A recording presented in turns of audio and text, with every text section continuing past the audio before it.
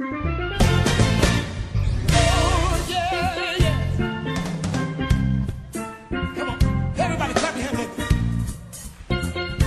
bénis le Dieu du ciel et de la terre pour la grâce qu'il m'accorde de vous parler de sa part.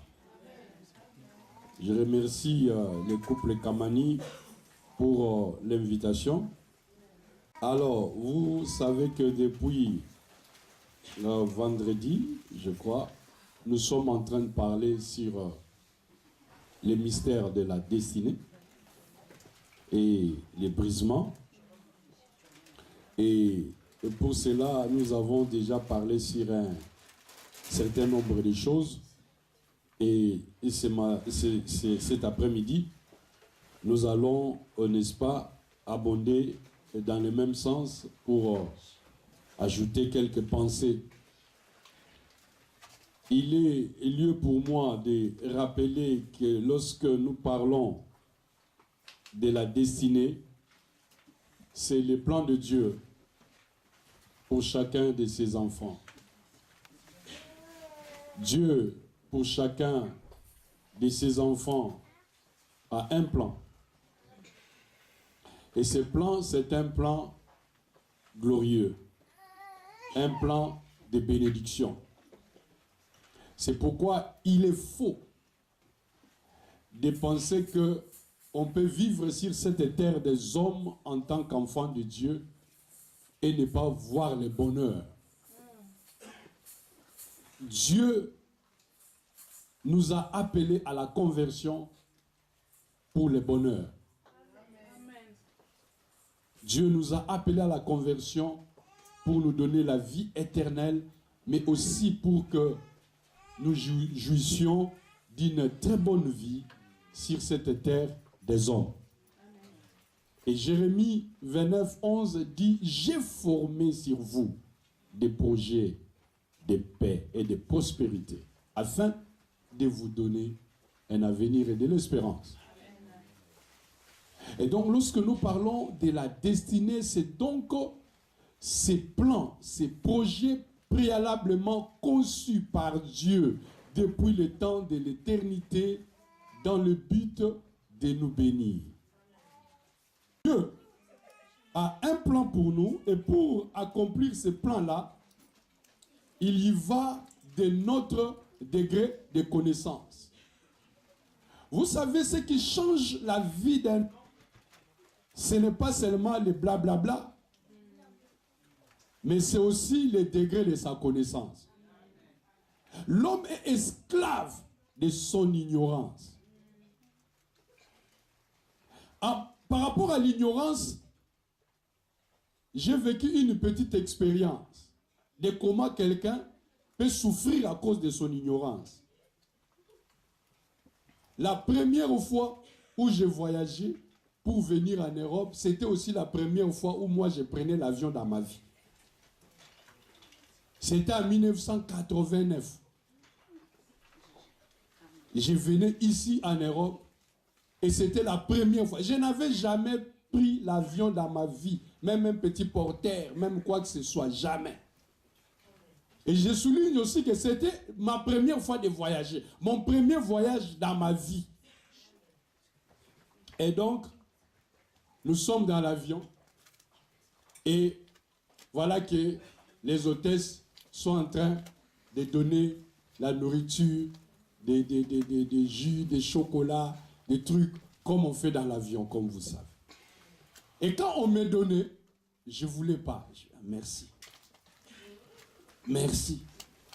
Merci. Tout ce qu'on me présentait, je ne prenais pas, je disais merci.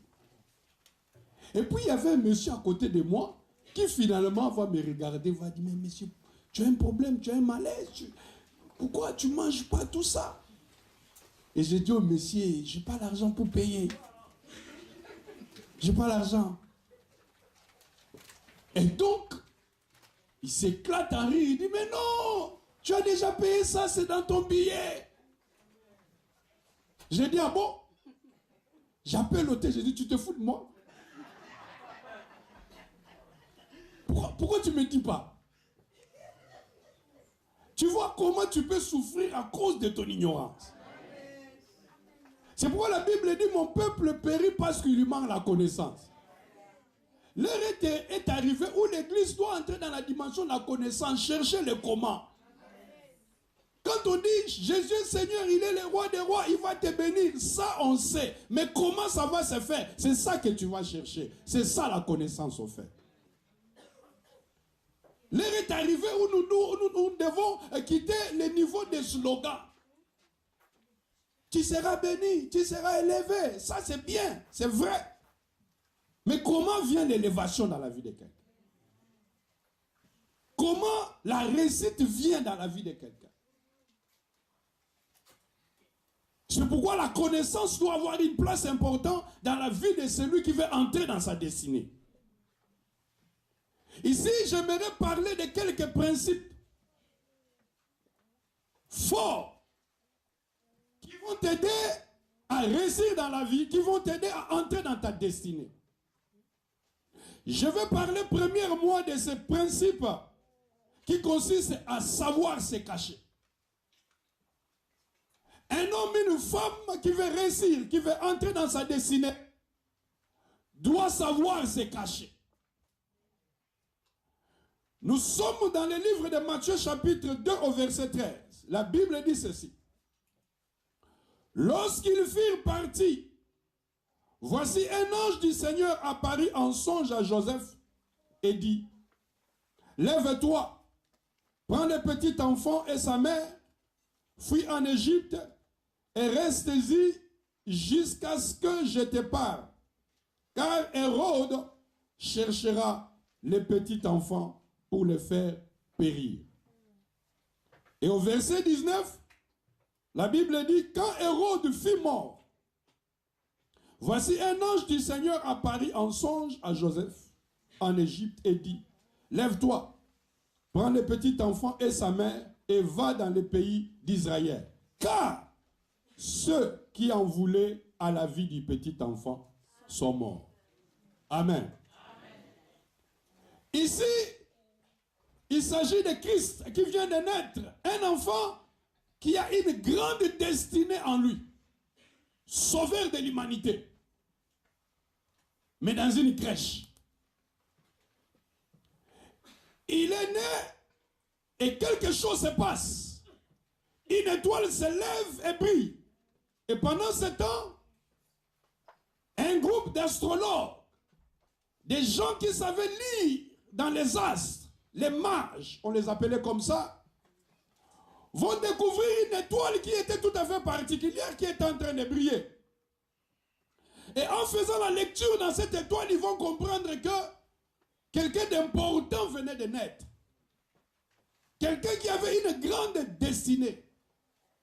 Un roi. Et la Bible dit qu'ils vont se lever pour aller à la recherche de ces personnages qui venaient de naître afin de l'adorer. Et dans leur marche, ils vont passer par Hérode pour lui informer que tel que nous sommes là, tu dois savoir que quelqu'un d'important vient de naître. Un homme qui a une grande destinée vient de naître. Et cela va susciter la jalousie d'Hérode, qui va finalement se décider de faire périr le Christ. Bien-aimé, tu dois savoir une chose. Le plus grand problème de ta vie, le plus grand combat de ta vie, c'est le combat de ton étoile. Le combat de ce pourquoi Dieu t'a appelé. Le combat de ta destinée. Le combat des choses qui sont assignées à ta vie. Le combat des promesses de Dieu dans ta vie. Il y a des hommes et des femmes qui sont capables de te regarder et de comprendre que tu es une étoile. Il y en a qui vont le comprendre parce qu'ils sont sorciers. Il y en a qui vont le comprendre parce qu'ils sont occultistes. Il y en a qui vont le comprendre tout simplement parce qu'ils ont une certaine sensibilité. Et à cause de ça, tu peux avoir des problèmes, des combats dans ta vie. Et il y en a qui vont le comprendre tout simplement parce que toi-même, tu parles. Parce que toi-même, tu n'as pas de secret. Et c'est comme ça que tu peux être combattu. C'est pourquoi tu verras qu'il y a certaines personnes avec qui, consciemment, tu n'as pas de problème. Tu ne sais pas avoir eu des problèmes avec cette personne. Mais tu ne comprends pas l'hostilité que la personne manifeste à ton égard. Ton problème, c'est ton étoile. Il y a des gens qui vont te combattre pour rien. Il y a des gens qui vont te détester pour rien. Il y a des gens qui vont développer la haine, qui vont te critiquer, qui vont parler derrière toi pour rien. C'est pourquoi il y a certaines personnes à qui tu vas demander, Nasalayo Nini. Il n'a rien à te dire. Il ne sait pas te dire quel problème tu as avec lui. L'heure est arrivée où l'Éternel, le Dieu du ciel et de la terre, le Dieu que je te prêche, va se lever pour combattre tous ceux qui sont en ta défaveur. Ton combat, c'est ton étoile, papa. Et Dieu, ayant compris que Hérode veut faire périr l'enfant Jésus, Dieu va parler à ses parents en leur disant, allez vous cacher, allez cacher l'enfant. Il faut le cacher à cause de sa destinée. Tu dois comprendre qu'il y a des moments où tu dois te cacher. Il y a des moments où tu dois cacher tes problèmes, tes affaires. Pourquoi? Parce que sache-le que chaque bénédiction de ta vie sera attaquée. La bénédiction n'est pas placée en face de tes amis, mais la bénédiction est placée en face de tes adversaires. La Bible dit, je dresse une table devant toi en face de tes adversaires. Amen. Pas en face de tes amis. Chaque promesse de Dieu dans ta vie, chaque bénédiction de Dieu dans ta vie sera attaquée. C'est pourquoi, pour entrer dans ta destinée, apprends à te cacher, apprends à opérer discrètement, à faire certaines choses discrètement. Il faut savoir se cacher. Le combat de Joseph contre Joseph a commencé le jour où, après avoir eu la vision de la grandeur qui était assignée à sa vie, il va se présenter et devant ses parents et devant ses frères pour leur dire, vous savez, j'ai vu ceci. Dans une vision, il donne la vision. Et les gens interprètent la vision et lui disent, tu veux dire que nous, on va se prosterner devant toi. La Bible dit, ne cache pas, la Bible dit, et ses frères les haïr. Il y a des gens qui vont te détester parce que seulement ils ont appris Amen. Que ta démarche est en train d'aboutir. Amen. Dieu va parler à ses parents pour leur dire, allez cacher l'enfant. Il est menacé. Je voudrais que tu comprennes qu'il y a des combats que tu n'es pas encore prêt à aborder, à affronter. Tu peux avoir une bénédiction, une promesse, mais tu peux ne pas être encore prêt pour affronter certains combats. Et si je parle à quelqu'un ce soir, c'est pourquoi tu verras que même la poule protège son l'œuf. Et s'assoit sur l'œuf parce que l'œuf est encore fragile. Et s'assoit. Et si tu veux la bouger vraiment, elle s'assoit, elle garde l'œuf. Il y en a dont les projets ont été tués, assassinés alors qu'ils sont encore dans l'œuf. Tout simplement parce qu'ils ne savent pas se cacher. vais te dire quelque chose. J'ai l'expérience avec les choses de Dieu, mais j'ai aussi l'expérience avec la vie. Parce que je connais la vie. Écoutez, tu peux être avec quelqu'un, il te déteste, mais tu ne sais pas. Amen. Vous faites tout ensemble, mais lui, il te déteste. Il faut seulement une occasion pour que tu comprennes. S'il n'y a pas, si tu n'es pas attentif, tu ne vas pas le savoir. Même 20 ans, 25 ans. Tu peux avoir même un fidèle dans l'église, pour qui tu pries, qui se prosterne même devant toi, mais qui te déteste, qui attend seulement une occasion.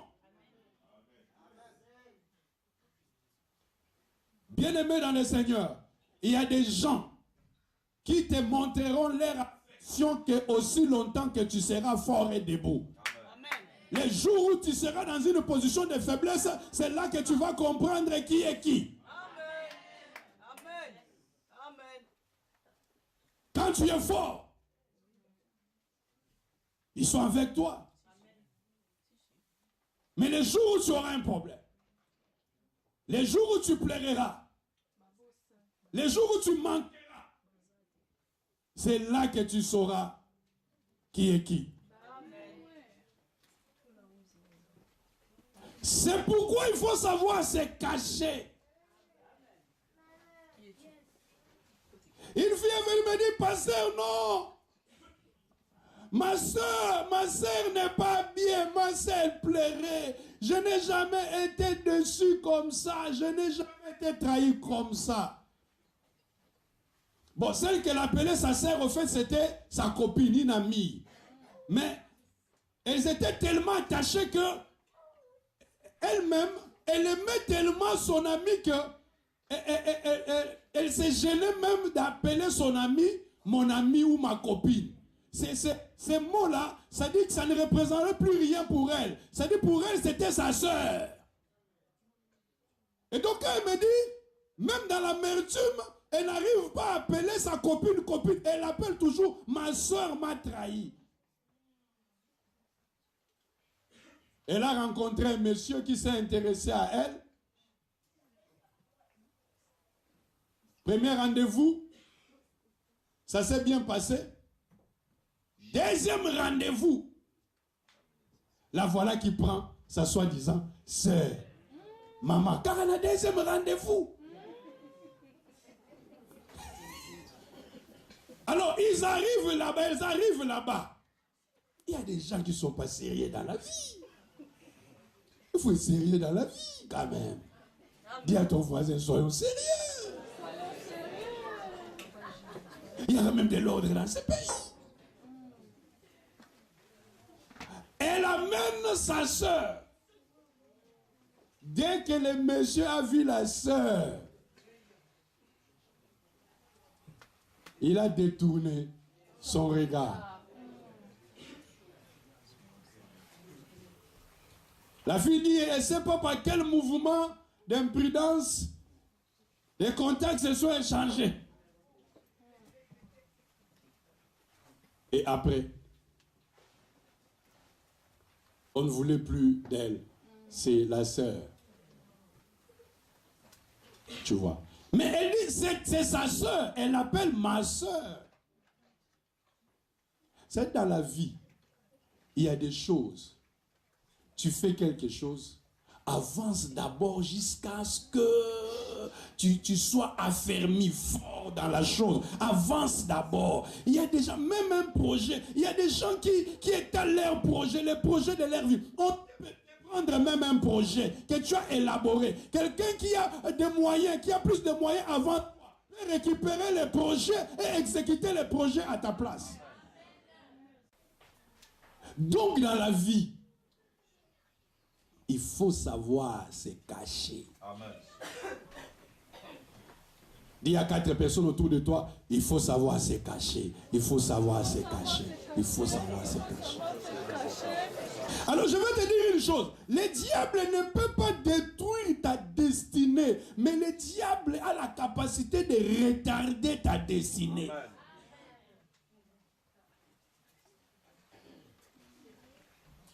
Et il faut savoir que par rapport au temps, il faut avoir chaque chose, chaque bénédiction de ta vie au temps fixé. C'est là que tu vas jouir de cette bénédiction. Ne laisse pas le diable te regarder, te retarder jusqu'au niveau où tu reçois ta bénédiction, mais là j'ai déjà avancé et tu ne jouis même plus de cette bénédiction. Vous savez, il y a une certaine prospérité. C'est-à-dire que tu dois jouir de cette prospérité quand tu es vraiment encore à l'âge. Amen. Amen. Ne sois pas de la race de Wendo Colossoy qui va jouir de sa bénédiction. Vieillard, il veut conduire, on nous dit, papa, tu vas mourir. Lui, on lui a donné une Jeep, il avait 80 et quelques. Il tremblait, mais il voulait conduire. On dit, papa, laisse, on va te conduire. Non, laissez-moi même. On dit, mais tu ne peux pas conduire. Tu as la bénédiction, mais tu ne peux pas jouir. Ne laisse pas quelqu'un retarder ta destinée. Cette année, tous les ennemis de ta destinée, au nom de Yeshua Mashiach, je les écarte par l'onction divine de ton chemin dans le nom de... Donne-moi un amen. Amen. C'est pourquoi il faut savoir se cacher. Deuxième chose, je voudrais te parler sur les forces invisibles. Vaincre les forces invisibles.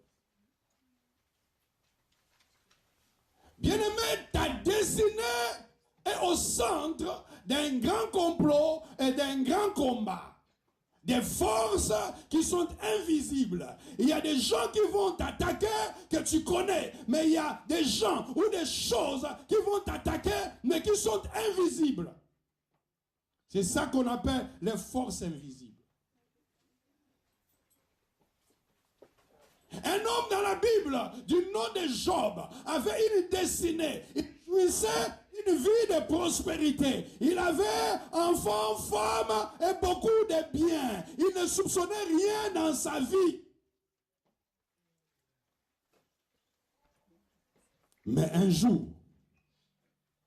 pendant qu'il ne soupçonnait rien, il y avait dans le monde invisible une réunion qui se tenait en son nom. Bien-aimé, pendant que toi tu es ici en Europe, tu fais des projets, tu veux réaliser des choses, mais dans ta famille en Afrique, des réunions se tiennent la nuit. Les forces invisibles. C'est comme ça que la fois passée, j'étais en Afrique et j'ai regardé la télé, j'étais étonné. C'était pour la première fois de ma vie que je vois une histoire comme ça. J'ai entendu parler des choses comme ça, mais je ne croyais pas. Mais c'était la première fois que je voyais quelqu'un comme ça faire ce témoignage-là dans une église. Qu'il était ici en Europe. Qu'un jour, il était dans la salle de bain. Il sort de la salle de bain comme ça. Il se retrouve en Gili. Dans les Kikos de l'air parcelle. C'est là-bas qu'il sort. Mais je t'ai dit, la chose c'est le mauvais tête. Et il donnait ce témoignage, je n'en croyais pas. Mes oreilles. Il était dans une église, il est devenu malheureux. C'est-à-dire qu'il y avait une réunion. Une réunion qui se tenait pendant que lui se battait ici, quelque part dans le monde invisible. Les gens tenaient des réunions. Les forces invisibles. C'est pourquoi quand on est enfant de Dieu, il faut savoir que nous sommes au centre d'un grand combat. Les gens cherchent d'une manière ou d'une autre à détruire ton foyer, à détruire ton travail, à détruire ton business, à détruire tes projets. Mais toi, tu es là, tu négliges la chose de Dieu, l'œuvre de Dieu. Tu n'as aucune relation avec Dieu, aucune communion avec Dieu. Tu négliges la prière, tu négliges ta vie chrétienne, tu négliges ta consécration. Nous sommes une génération des hommes et des femmes qui s'élèvent dans la prière que lorsque ça ne marche pas. Nous ne savons pas anticiper. C'est quand ça ne marche pas que les gens vont s'élever, ils vont commencer à prier. Tout ça, c'est maintenant que tu dois prier. C'est maintenant que tu dois te lever pour détruire toutes les réunions nocturnes, invisibles, où on cite ton nom en mal. Parce qu'il y a les forces invisibles. Comment les forces invisibles agissent-elles? Par les paroles de pouvoir. Ce que j'appelle les paroles de pouvoir. Dans 1 Roi chapitre 17 au verset 1, nous avons là un exemple de ce que j'entends par parole de pouvoir. Un homme du nom d'Élie s'élève et il libère une parole et cette parole produit des effets. Il dit sinon à ma parole, la rosée, la pluie ne tombera pas. Et pendant 3 ans, la pluie ne tombe pas. À cause de quoi? À cause d'une parole de pouvoir. La destinée peut être combattue par les forces invisibles qui agissent au travers des paroles de pouvoir. Mais je veux parler ici de 3 catégories de personnes qui ont la parole de pouvoir. D'abord, il y a le Père céleste. Le Dieu Tout-Puissant qui est le Père céleste. Il a la parole de pouvoir. C'est pourquoi toute violation de la parole de Dieu peut entraver ta destinée, peut combattre ta destinée. Il y a des gens qui ne sont pas combattus par le diable, mais qui sont combattus par Dieu lui-même à travers sa parole. Parce que la parole de Dieu est une parole de pouvoir. Moi, j'aimerais bien avoir des problèmes avec le diable, mais pas avec Dieu. Amen. Si le diable te combat, tu vas les chasser au nom de Jésus. Mais si c'est Dieu qui te combat, tu vas les chasser au nom de qui? Amen. Lorsque tu commences à violer les paroles de Dieu, et sache que ces paroles-là vont s'opposer à ta destinée. C'est pourquoi je vais te dire quelque chose en tant qu'église, en tant qu'enfant de Dieu. Il y a des choses sur lesquelles tu ne dois pas jouer. Tu ne dois pas violer, par exemple. Il est écrit clairement dans la Bible, dans le livre de Malachie. Savez-vous pourquoi vous êtes maudits? Et la Bible répond, parce que vous omettez d'apporter vos offrandes. Mais les gens lisent ça, mais ne comprennent rien. La violation des prescriptions, des paroles de Dieu. La Bible dit, on ne se moque pas de Dieu. La Bible dit que c'est grave, c'est même dangereux pour un homme de prendre un vœu avec Dieu et de ne pas l'honorer. Tu verras des gens lire ça, mais prendre ça à la légère. Amen. Combien de fois nous avons pris la parole de Dieu à la légère? Il y a une catégorie de personnes qui ont la parole de pouvoir. Ce sont les parents. Que personne ne te trompe, ce n'est pas parce que tu es chrétien aujourd'hui que tu ne dois pas honorer. Amen. Écoutez, lisez la Bible, vous allez comprendre beaucoup de choses. La Bible dit quoi? que quelqu'un vive longtemps, ça c'est Dieu qui parle, hein, par sa parole.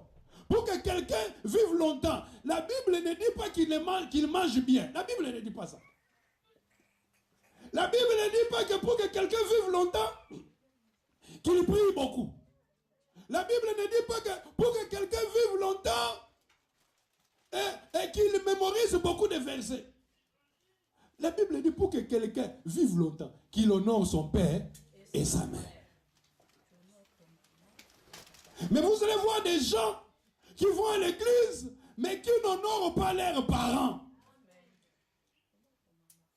Au nom de la chrétienté.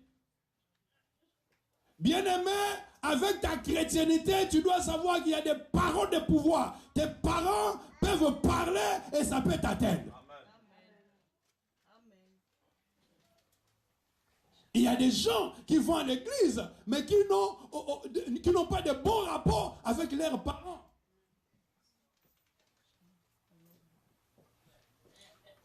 C'est pourquoi certaines paroles de pouvoir entravent, bloquent la destinée de certaines personnes.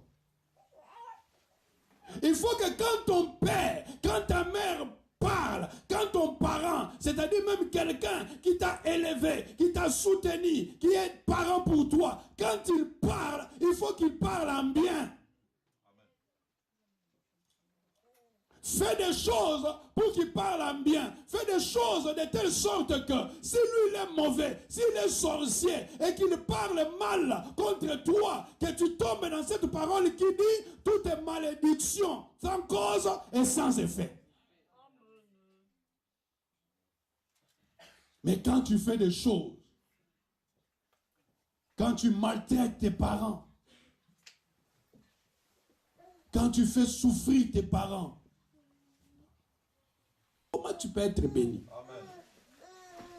Comment tu peux être béni? La parole de pouvoir.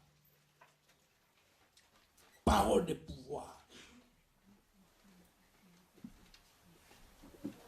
Cherche à avoir une bonne relation avec tes parents pour que quand tu leur parles, que tu sois béni. Et que s'ils sont sorciers et qu'ils parlent mal contre toi, que ça n'ait aucun effet sur toi. Mais s'ils ont raison, quel que soit le fait que tu es chrétien, Dieu leur a donné la parole de pouvoir.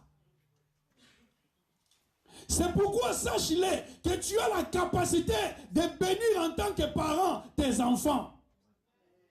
Un parent, c'est quelqu'un qui doit proclamer de bonnes paroles sur ses enfants parce qu'il a la parole de pouvoir. Ce n'est pas à toi de dire à ton enfant, toi tu n'es pas intelligent. Non. Tu as la parole de pouvoir. Même si ton enfant, même si tu penses que ton enfant n'est pas intelligent, mais ne lui dis pas ça. Ne déclare pas ça sur lui. Même s'il est le dernier de sa classe, toi tu vas lui dire, Guélo, c'est toi le plus intelligent de ta classe. Mais pourquoi tu t'arranges pour être le dernier? Amen. Donne-moi un amen bien. Amen. Mais il y a aussi le père spirituel qui a la parole de pouvoir. La dimension du père spirituel est une dimension souvent méprisée dans nos communautés francophones. Amen. Tu ne trouveras pas ça chez les anglophones. Les anglophones savent ce que c'est que un père spirituel, un homme de Dieu. J'ai fait l'expérience. Une fois, j'étais en Côte d'Ivoire et je devais partir au Bénin et je suis allé par route, en voiture. Et donc, arrivé à la frontière de la Côte d'Ivoire, donc j'ai présenté mon passeport. Alors, les policiers ont regardé. Ils ont dit, ah, tu es congolais. Ils ont vu que je suis pasteur. Mais ils ont vu aussi que je suis congolais. Et parce que je suis congolais, ils m'ont dit, ah, mais si tu es vraiment congolais, danse-nous un peu du nombolo. J'ai dit, ah bon? Et pour eux, c'était, en fait, c'était pas méchant. C'était pas méchant. Mais c'est la culture francophone, en fait. C'est-à-dire, dans notre culture francophone, on n'a pas cette notion de la sacralisation de l'homme de Dieu. Amen. Pour eux, ils étaient gentils avec moi. C'était pas méchant. Mais j'ai dit, je ne peux pas faire ça, en fait. Et puis bon, on a blagué, et puis je suis passé. J'arrive de l'autre côté de la frontière, les anglophones, au Ghana. Donc, dès que je présente mon passeport, ils regardent, pasteur. Et puis j'avais un col pasteur, il dit, man of God. C'est-à-dire, ils se tiennent en position de recevoir la bénédiction. Bénis-nous. Amen. Bénis-nous. Et sur la route, il y avait des barrages. Dès qu'ils regardent, ils voient seulement mon col pastoral. Ils ne demandent même pas, ah, man of God, man of God. Voilà la culture anglophone. Tu ne verras pas un anglophone se lever, défier l'homme de Dieu. Amen. Mais ça, chez nous, les francophones, ça c'est monnaie courante. Un quotidien.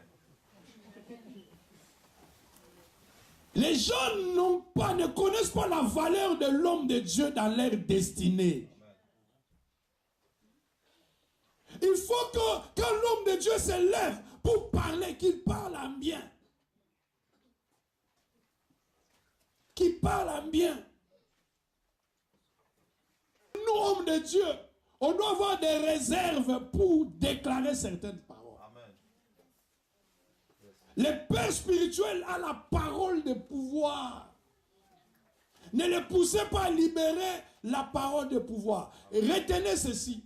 On n'est pas homme de Dieu parce qu'on est parfait. Les gens pensent qu'être homme de Dieu, c'est le fait d'être parfait. Non, c'est le fait d'être le choix de Dieu. Amen.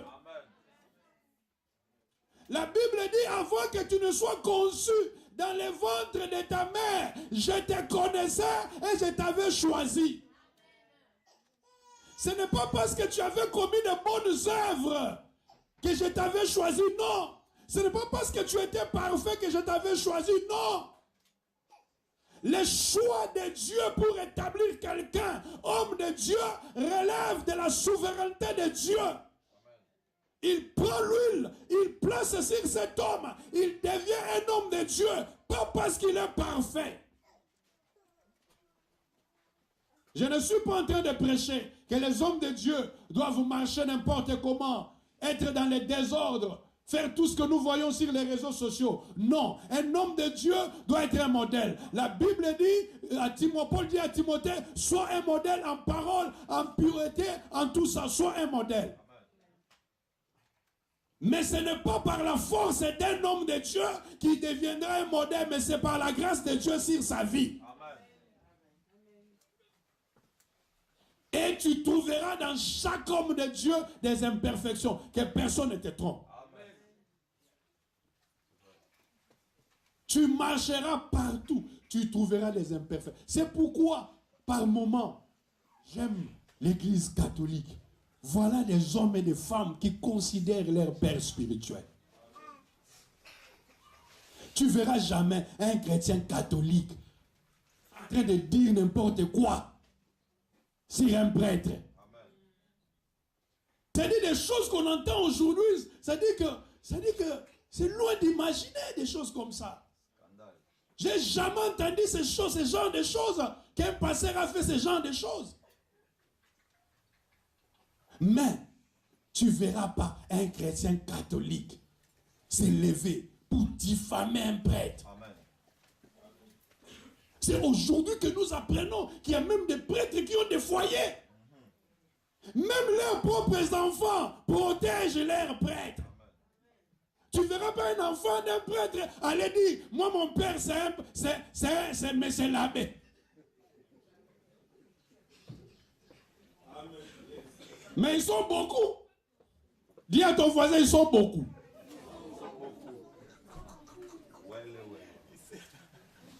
Je peux entendre un amen vitaminé. L'humilité.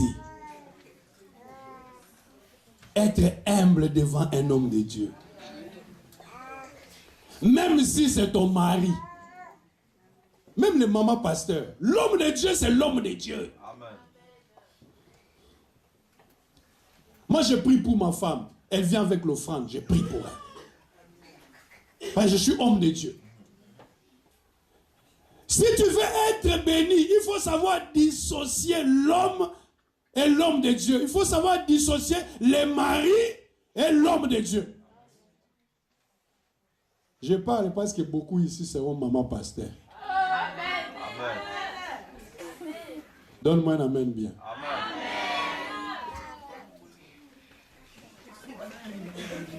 Être humble, obéissant. L'obéissance élève. Amen. Amen. L'obéissance élève. Écoutez, quand Dieu veut te briser, quand Dieu veut faire quelque chose, un travail en toi, il peut te donner même un pasteur qui fait des choses que toi tu n'aimes pas. C'est-à-dire, il te donne des ordres que toi, que tu n'aimes pas.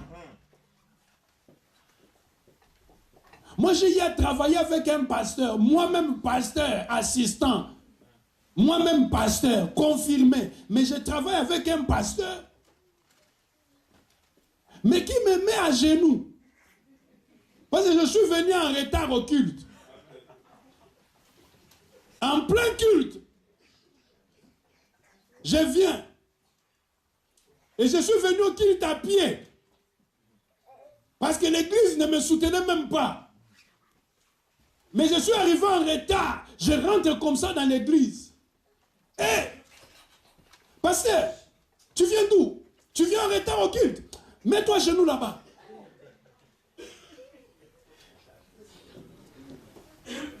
J'ai dit, mais ce monsieur a l'air d'ignorer que je suis ceinture noire.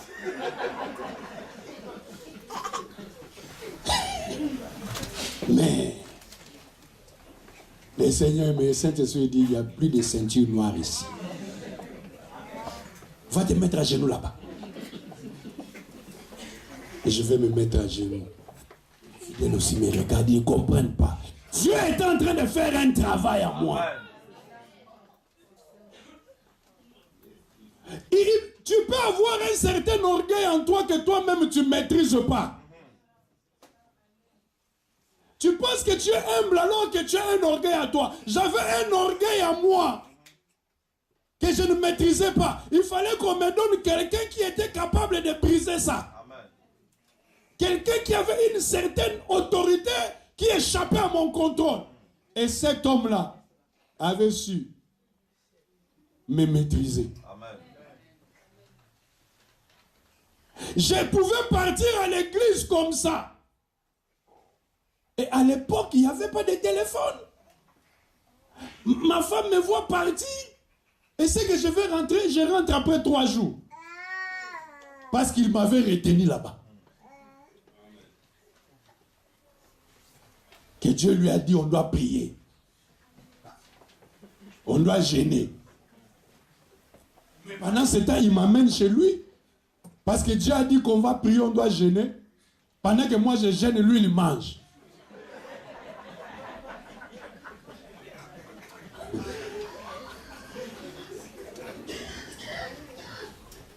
Lui il mange. Lui il sort. Il mène une vie normale. Moi je suis là comme un prisonnier. Je prie, je gêne, je prie, je gêne. Un jour, j'ai mangé un bazooka. Et il est venu, ça dit, je l'ai vu, mais je continue à mâcher les bazookas. Il dit, tu manges quoi? Mais tu es malade, mais tu n'as aucune crainte de Dieu. Tu manges. Tu manges, mais je travaille avec qui? Tu es sorcier. Le Seigneur a dit, ne me gêner. Mais pendant ce temps, lui-même, il ouvre le frigo, il prend un sandwich. J'ai dit, Seigneur, entre moi et lui, qui est sorcier? les brisements. Dieu, dans ta destinée, mettra devant toi des hommes qui ont des caractères. Ça peut être ton mari, ça peut être ta femme. Dieu peut te donner une femme qui va te briser. Amen. On t'a mal élevé par ta maman. Et puis Dieu te donne maintenant une femme qui a un comportement qui échappe à ton contrôle et ça commence à te briser. Amen. Les gens de femmes elles font quelque chose, toi-même tu regardes. Si je vais te prendre par où même, toi, je peux te tuer, toi. Mais tu ne vas rien faire. Tu es brisé. Et puis tu commences à t'habituer. Et tu t'habitues. Et ça passe aussi. En fait, tu ne t'es pas habitué, tu es devenu normal. Les brisements. Mais bon, dans la Bible, il n'est pas écrit que la femme doit briser l'homme. Hein. Dis à une femme à côté de toi, non, c'est un exemple, ne brise pas ton.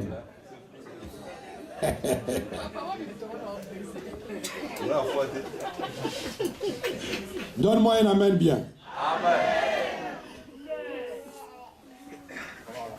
Cherche à récupérer une bonne parole de pouvoir chez l'homme de Dieu. Amen. Comment tu peux récupérer une parole de pouvoir qui te bénit chez un homme de Dieu? C'est lorsque tu es capable de toucher ce que les Hébreux appellent les nefesh, c'est-à-dire l'âme. En français, quand on dit l'âme, c'est limité. Mais quand on dit nefesh, c'est plus profond. Nefesh, c'est le centre qui contrôle les sentiments de l'homme. Bien-aimé dans le Seigneur, quand un homme est heureux, il peut donner le meilleur de lui-même. Amen. Quand est-ce que tu travailles bien? C'est quand tu es heureux, quand tu es content. Quand tu n'es pas content, il y a des choses que tu ne vas pas bien faire. L'homme fonctionne comme ça. L'homme de Dieu a les nefesh. Pour que l'homme de Dieu libère la bénédiction, il faut savoir toucher son nefesh. C'est pourquoi Isaac, en tant que patriarche, représentant l'homme de Dieu, pour qu'il libère la bénédiction qui allait affecter le futur. Non. Il dit, apportez-moi un mets.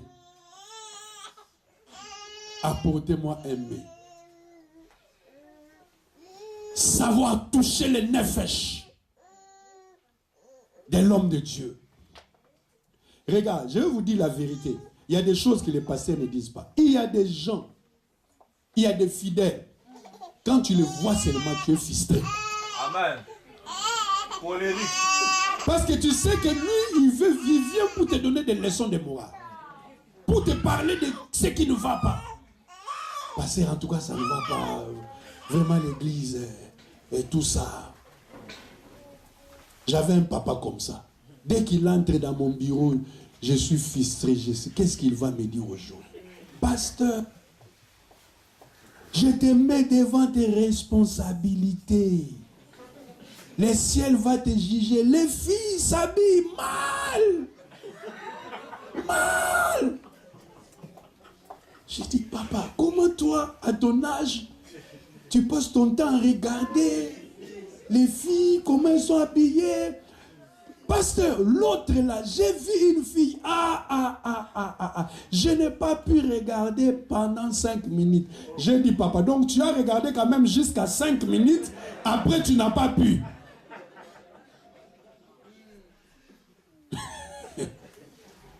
Donc, quand il vient, c'est pour te dire, pasteur, tu ne vois pas qu'on doit changer la disposition du culte.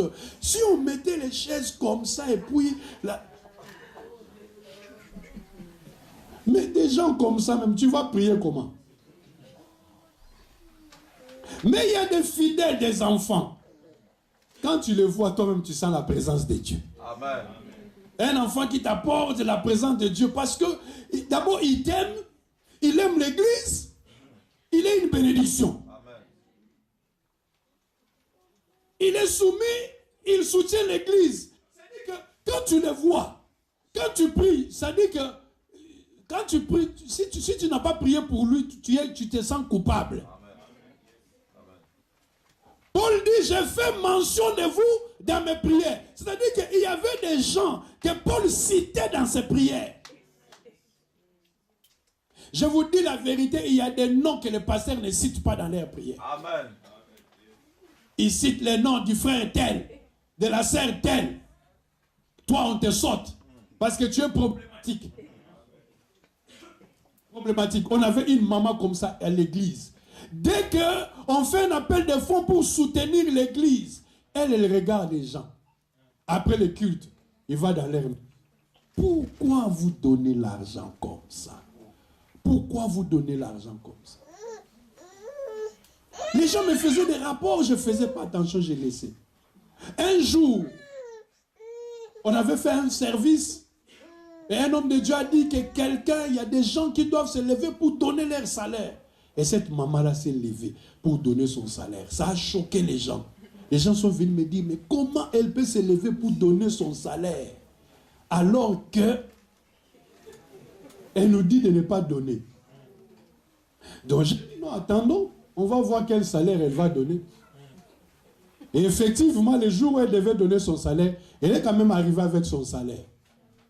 Elle a déposé son enveloppe sur la table. Elle a dit, pasteur, comme on avait dit, je devais donner mon salaire. Il faut obéir à Dieu. Quand tu prends un engagement, il faut honorer. Donc, je suis venu avec mon salaire. J'avais une dette au travail. On a enlevé ça. Il y avait quelques arriérés dans les frais scolaires des enfants. J'ai enlevé, j'ai payé. Elle a cité des choses, Et donc, voilà mon salaire. Et donc, j'ai dit, maman, merci. J'ai regardé, ça dit que si ça représentait beaucoup, c'est des héros.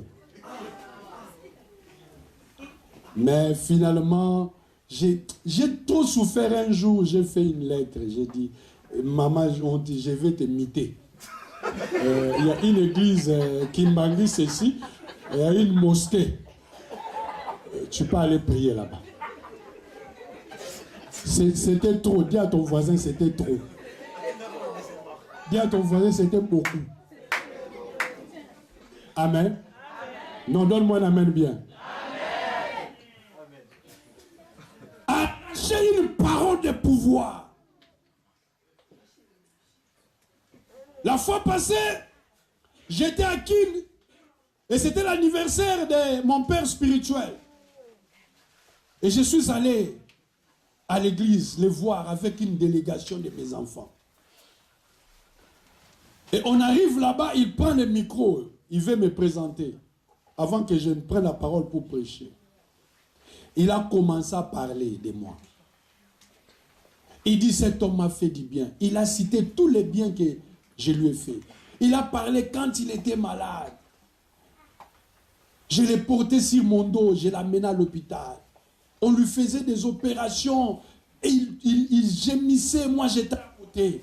Il a parlé des moments où il était dans l'humiliation, où les gens l'avaient rejeté, où les gens avaient même honte. Certains de ses fils avaient honte de dire que c'était leur père. Il a dit pendant sous ces moments-là, lui il était avec moi, il n'a pas eu honte. Il a cité tout. Il a dit, si dans ma garde-robe, j'ai 10 costumes, 9 c'est lui qui m'a donné. Si j'ai 10 aussi, 9 c'est lui qui m'a donné. Il a commencé à pleurer. Et il a dit, un homme comme ça, si je parle mal de lui, même Dieu va me punir. Quand un père spirituel dit des paroles comme ça, tu ne peux qu'être béni. Amen. Quel souvenir ton père spirituel a par rapport à toi? Amen. Si ce n'est pas des mauvais souvenirs. Amen. Comment tu l'avais critiqué? Comment tu l'avais combattu? Comment tu avais d'abord quitté l'église et puis revenu sans même demander pardon? Il y en a qui peuvent quitter l'église comme ça 3 fois. Amen. Il va, il revient, il va, il revient, mais il ne demande même pas pardon. Il peut partir, quand il veut revenir, il revient calmement, ça devient normal. Et puis un jour, il se lève encore, il part. Et puis après, il revient. Quel souvenir! Il faut s'aimer de bons souvenirs dans le cœur de l'homme de Dieu. Quand l'homme de Dieu se met à genoux, qu'il fasse mention de toi dans ses prières. Il y a des gens qui nous ont fait du bien. Des années. Ils ne sont plus là, ils sont loin. Mais quand tu te mets à genoux, tu ne peux pas oublier de faire mention. Seigneur, fais bénis ton fils, ta fille. Je ne sais plus où elle est actuellement, Seigneur. Mais souviens-toi d'elle, souviens-toi de lui, Seigneur. À cause du bien qu'il m'a fait en ma qualité d'homme de Dieu. La Bible dit c'est lui qui reçoit les prophètes en sa qualité. Et il reçoit la bénédiction du prophète. Seigneur, puisqu'il m'a honoré en ma qualité d'homme de Dieu, Seigneur, qu'il soit béni par la bénédiction de l'homme de Dieu. Quand tu parles comme ça. À Sunem, il y avait un problème. Plusieurs femmes étaient stériles, cherchaient des enfants. Ils voyaient le prophète Élie, mais ils étaient énervés. Ils étaient toutes fâchées contre Élie. Parce que dans cette ville-là, Élie avait fait quelque chose que personne ne pouvait tolérer. Un jour, il était fâché. À cause des enfants qu'il avait insultés. Il a ordonné aux ours de sortir de la bourse pour attaquer les enfants. Dans cette ville, les enfants, les mamans avaient perdu leurs enfants. C'est pourquoi personne ne pouvait recevoir Élie chez lui. Il avait une mauvaise réputation. La Bible dit qu'il allait se coucher au sommet de la montagne. Mais il y avait dans cette ville une femme qui, elle, n'a pas regardé à tout ça. Pendant que tout le monde avait rejeté Élie, cette femme un jour est sortie dans la rue. Elle a vu Élie. Elle a dit, Saint homme de Dieu. Saint homme de Dieu. Quand tu passes, il faut venir manger ici, chez moi. Et c'est comme ça qu'Élie avait commencé à manger. La femme attendait un miracle. Elle savait que mon miracle n'est plus au ciel, mais mon miracle est en train de traverser comme ça les rues de Sunem. Je voudrais que tu saches que ton miracle est porté par l'homme de Dieu. Amen. La prière de l'homme de Dieu peut déclencher un miracle. Et c'est comme ça que Élie venait manger là. Après plusieurs temps, un long moment, la femme ne voyait pas de miracle.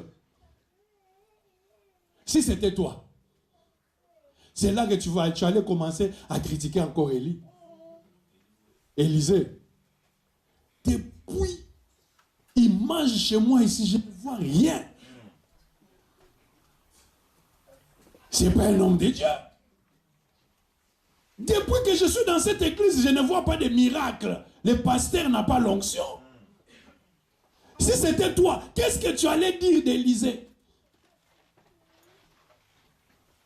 Je crois que tu allais même diminuer la quantité de la nourriture que tu lui donnais parce qu'il est improductif. Depuis que tu viens ici, là, je ne vois rien. Mon problème reste intact. Si c'était toi, je crois qu'un jour, Élie allait rester là pendant qu'il était à table. Tu allais venir encore avec un autre prophète pour lui montrer que tu n'es pas le seul prophète. D'ailleurs, tu es improductif, tu ne produis rien. J'ai trouvé quelqu'un d'autre qui va prier, le miracle va venir. Amen. C'est comme ça que tu verras des chrétiens d'aujourd'hui. Tu vois un chrétien qui a plusieurs pasteurs. Le problème, c'est qu'il a quelque chose qui mesure l'onction des hommes de Dieu. Ici, l'onction a diminué. Ici, je crois. Si c'était toi, je crois que tu allais sortir dans les quartiers pour commencer à dire, je ne sais pas si j'avais fait une bonne chose, que c'est Dieu qui m'avait parlé. Je vous donne raison quand vous me parlez que cet homme de Dieu là, ce n'est pas un homme de Dieu. Depuis, il est là. Il n'y a pas de miracle. Mais cette femme, elle était dans la révélation. Elle avait compris que là, c'était seulement manger. Mais je dois élever maintenant le niveau maintenant. Élisée, tu ne vas pas seulement manger, mais maintenant, je veux même que tu habites ici. Quand elle est entrée dans une haute sphère de la révélation, c'est là maintenant que Élie va dire à son serviteur, appelle la femme. Qu'est-ce que tu veux qu'on fasse? La femme dit non, elle fait semblant. J'ai pas de problème, non, moi j'ai pas de problème. Élisée dit non, c'est pas normal. Il dit à son serviteur, quel problème? Le serviteur va dire non, il y a un problème d'enfant. Depuis que nous sommes ici, là, toi tu as vu un enfant? Tu as vu un enfant ici? Et il dit appelle-la. Appelle-la. La femme vient. C'est là maintenant qu'on va expérimenter la parole de pouvoir. En ce temps-là, il y a une formule. Tous les prophètes disaient ainsi dit l'Éternel. Ainsi dit l'Éternel. Mais ce jour-là, Élie dit ce n'est plus question d'Éternel, c'est moi. Moi, serviteur de Dieu. Moi, homme de Dieu. Élisée. Je t'ai dit, l'année prochaine, à la même époque, femme, tu auras un enfant. Pas l'Éternel, mais moi, je t'ai dit. Et l'année prochaine, à la même époque, la femme avait un enfant. À cause de quoi? La parole de pouvoir. Quelle parole sort de la bouche de ton Père spirituel en ta faveur? Je voudrais terminer pour dire ceci. La destinée peut être entravée à cause des lois et des coutumes ancestrales. Bien-aimés, il y a certaines personnes qui sont victimes des lois et des coutumes de leurs ancêtres, de leur famille. Je te dis la vérité, dans Genèse chapitre 29, au verset 26, c'est l'histoire de Jacob dans la maison de Laban. Jacob est dans la maison de Laban, il aime une femme, c'est Rachel. Et Laban lui dit, si tu veux Rachel, tu dois travailler pendant 7 ans. Jacob dit, je suis d'accord. Il va travailler pendant 7 ans. À la 7e année, on doit lui donner sa femme, Rachel. J'entends quelqu'un dire très fort, Rachel. Rachel, c'est la femme que Jacob avait aimée. Mais, on va célébrer la fête et tout ça. Jacob va partir avec Rachel, selon lui. Mais le matin, il se réveille. C'est Léa, c'est une autre femme.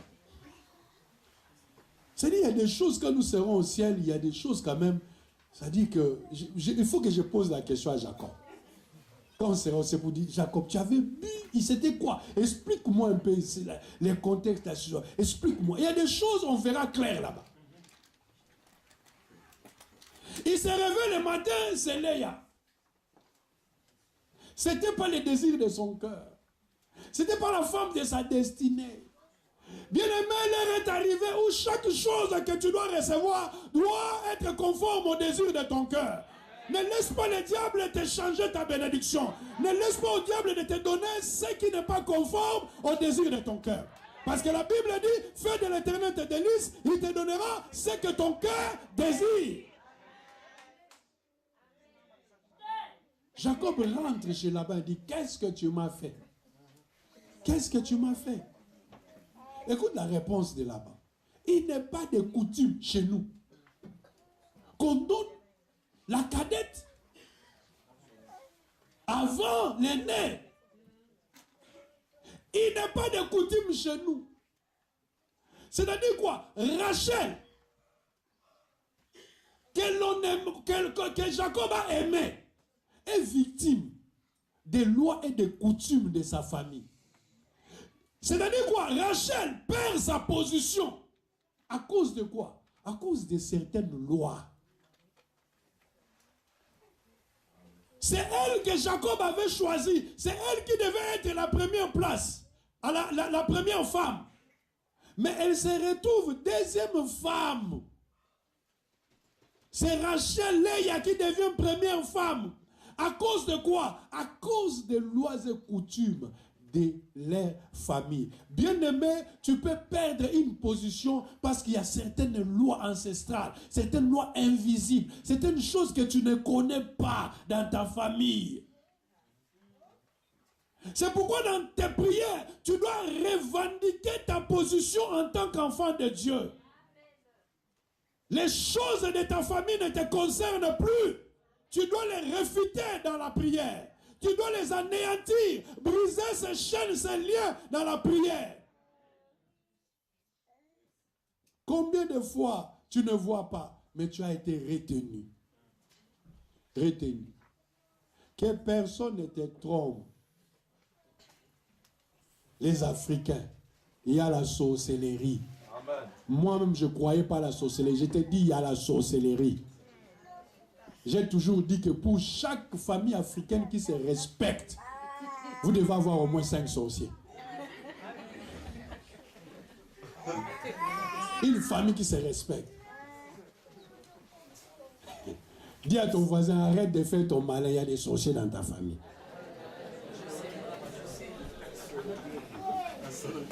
On est africains. Et ce soir, nous allons prier. Je veux que tu entres dans une dimension de prière où tu vas détruire les forces invisibles. Toutes les réunions qui se font contre toi doivent être détruites dans le nom de Jésus. Nous sommes debout. Nous allons prier, les Seigneur. Hallelujah.